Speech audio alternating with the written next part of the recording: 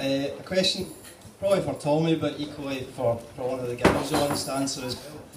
It's just really about like the TV debates and stuff that have been happening, and just how you think the Yes campaign's performed on that. I think obviously it's probably shown that probably maybe won one, lost one. Maybe there's a bit of debate around that, but after them all, the needle hasn't really moved. So I just wonder, I mean, do you think Salmon's making a bit of a mess of it? I don't really understand why he's not really going for the jugular on a lot of some of the big questions. I mean, it kind of seems to me like a lot of stuff that you guys are talking about really speaks to me, and that's really the heart of everything that's happening. I don't really understand why you can't seem to get that across to people that aren't probably switched on as a lot of the people in this room.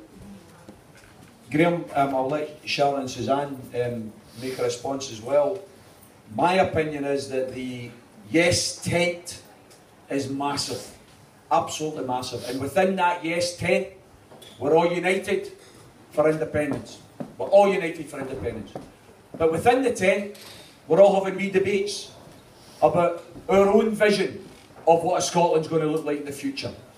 And my only criticism of Alex Salmond would be that Alex Salmond, when he's debating, should have said, here's what the SNP thinks in an independent Scotland, instead of saying, here's what an independent Scotland thinks.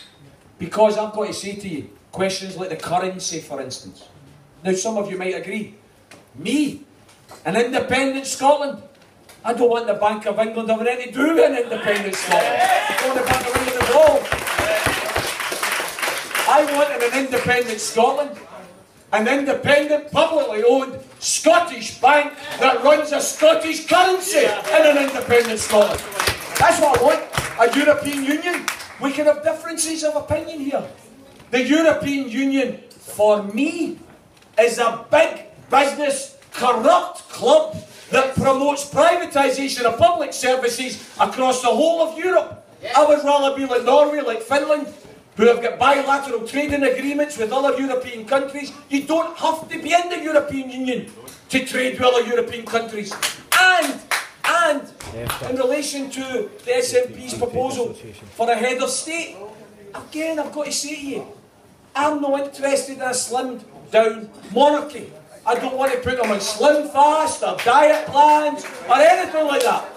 I just believe in an independent Scotland and a modern democracy. Nobody should have power over another person unless they're elected. That's what I believe in an independent Scotland. Now, from my point of view, there's three things that I'm at difference with in relation to Alex Salmond. No problem, absolutely no problem. Because see those three issues, they're absolutely irrelevant unless we get independence. Unless we get independence. So from my point of view, I would have preferred, Graham, if Alec had said, listen, you've asked about currency, you've asked about head of state, you've asked about European Union. This is what the SNP government believes. Instead of saying, this is what the Yes campaign believes. Because the Yes campaign doesn't belong to anybody. The Yes campaign is a people's campaign. It belongs to everyone, not one single campaign or not one single political party. So I've got to say loud and clear, as I say every meeting, I take my hat off. I take my hat off to the SNP over many, many years, keeping the issue of independence on the political agenda. Well done to them, well done to them, absolutely. But just as firmly as I recognise the role that they've played in keeping the issue on the agenda, we have to just as firmly recognise that the 18th of September isn't about the SNP, isn't about Alex Salmond. That's what we have to hammer, because the Bitter Together campaign is trying to make it look as though, oh, it's all about party politics. If you're a traditional Labour supporter, you can't vote independence. What a lot of nonsense. What a lot of nonsense. Think about this, folks.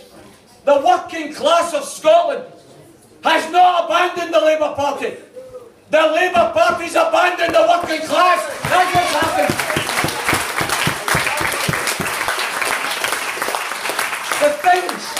The things that we're talking about tonight, a living wage, not a minimum wage. Getting rid of nuclear weapons, investing in health, investing in education, building new local authority homes. Those are the things the Labour Party used to fight for before they became the Tory Party Mark II.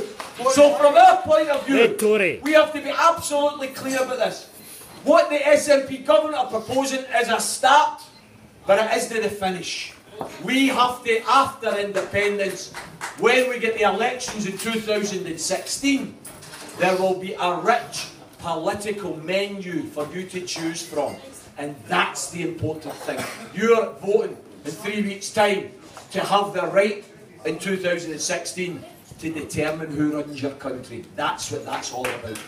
Will you be on the cards, Tommy, in 20... Tommy, will you be on the cards in 2016? I would just like to say something about Alex Salmond in the debate. I watched the debate. Alex Salmond done really, really well. Who manipulated it was the media at the end, yet again.